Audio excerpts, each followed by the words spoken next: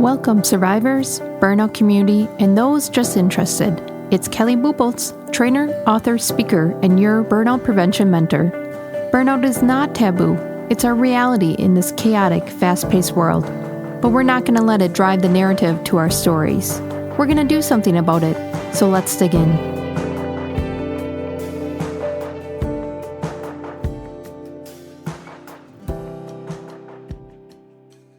When there's so much to cover in your recovery between your physical health and your cognitive brain, like decision fog and just that exhaustion and overwhelm, the emotional categories of just identifying what is going on with you, and then the relationship sector of distrust and who is in your inner circle. There was so much going on.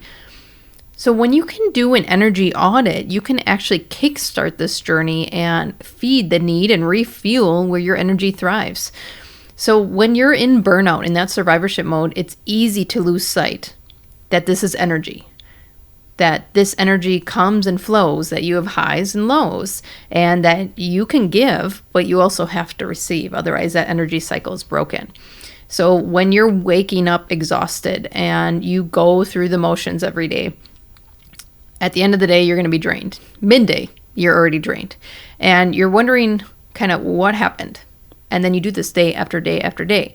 And you're trying to address your burnout. You're trying to recover from burnout, but you're not addressing the energy, where it's draining, where it's gaining. And so that's where this energy audit's really going to help you in this recovery plan. It's going to reclaim control of where your energy thrives. And why I'm making a video on this is it's going to be very specific to you. So I can't tell you exactly what to do to gain energy because everyone gains energy in different ways. For example, I'm very social and I thrive with forward-moving, progressive, optimistic type of people. So my drainers are the opposite. If I get stuck at home too long, if I'm not interacting with people, if I'm around a bunch of Debbie Downers that I have to keep pulling up, those are drainers to me. Yours might actually be the opposite. Yours might be, I thrive at home. I'm more of an introvert. I like when I can have think time and time to create by myself. And so that might be your energy zone. So a good way to start this audit is just by tracking it. What are you doing in your week, activity-wise, that are highs, that re-energize you?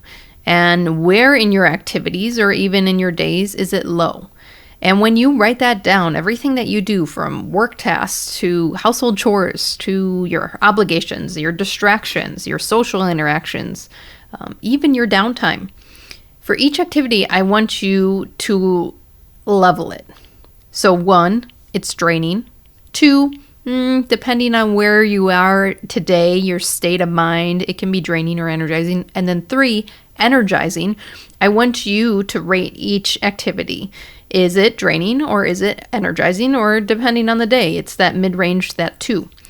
And then when you are feeling energized or when you're feeling neutral or when you're feeling drained, you can start to take actions.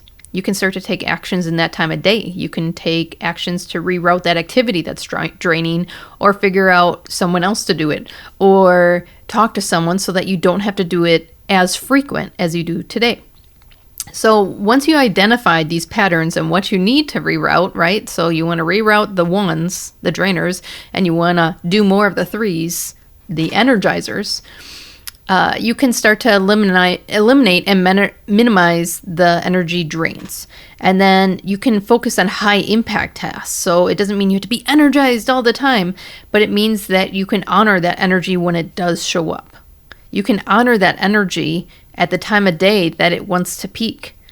And then these energy boosters will actually elongate throughout the day. So say, I'm not a morning person, but I know a lot of people are a morning person. Say they get their most focus and creativity and energy in the morning before all the distractions come into play, before all the things that might throw them off come into light. And so that's their energy zone. So they should be doing things that are going to move them forward in the morning. Versus me, I'm a little bit more drained in the morning when I wake up, even though I'm doing great healthy things. It's just not my time of day. My energy zone is actually more in that evening zone. And so my energizers, my creativity zone is in that, and I'm going to honor that energy. So that means I can't give that energy away in the morning. So I might exercise and move and do some of those healthy things in the evening, way before bedtime. So I'm not all jacked up for bedtime, but I will not deplete my battery before the evening, because that's actually my energy zone where I'm going to do probably the best work in my movement, in my exercise, in my creativity. So an energy audit really reveals those hidden drainers that we need to recognize and reroute, and what life kind of throws at you, you kind of get those under control. And then it creates a roadmap for sustainable energy management, honoring the times that you actually feel good, right? So that you have battery left to honor that time, so that you're not doing drainers in the energy zones, right? You're negating that natural energy. And then just trialing this out, just awareness of your highs and lows, and trying out what fits in your lifestyle is going to start to move you forward. Because I was doing all the things. I was doing all the self-growth work and listening to podcasts and reading, and I was finally moving again and eating healthy. And it was so much, it actually was stressing me out. And what I didn't realize is I'm not just trying to get in a healthy balance and a healthy state of mind. I have to honor my energy. I have to manage my own energy. And I was trying to replicate what other people were doing, and I realized my energy flow is different than them. So I took those tips and techniques, and you'll see it all around on this page. But I want to just premise this with this energy audit is specific to you. It's being very aware and then honoring your energy drainers, your energy boosters, and your energy zones throughout the week. I know you're not lazy. Most people in burnout are high performers, those serving others before themselves. Don't discount this step today, the action in which you focus on your self-growth. Piecing together the puzzle is half the journey. Rediscovering yourself, energy, and establishing new habits is the other. Do not underestimate the untapped inner strength inside you. Explore more resources on my website to move from zombie mode back to liveliness. See you soon.